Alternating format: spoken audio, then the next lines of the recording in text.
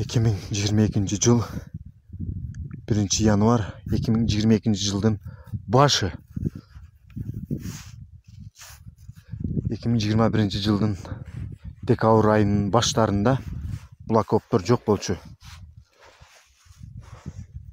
Бұл Баткен обласының, Баткен районының Самаркандегі айыл өкмөтүнүн территориясы. Бұл жақ Чарку, тажиктердің Чарку деген айылы. А бұл жақ Самаркандегі айыл өкмөтүнүн айылы. 2021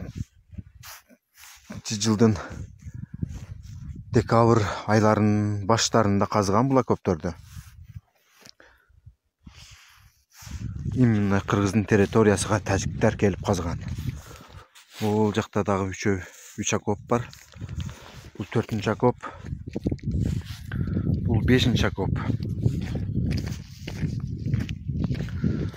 Бул болсо 6-нчы окоп. 7, 8. Бул 9-нчы окоп.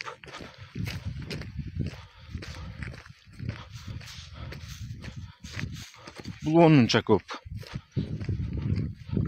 Ал жерде дагы 4 окоп. 13 окоп экен. Именно ушул Самаркандек территориясына казылган окоптор. Тажиктин пограндары казган.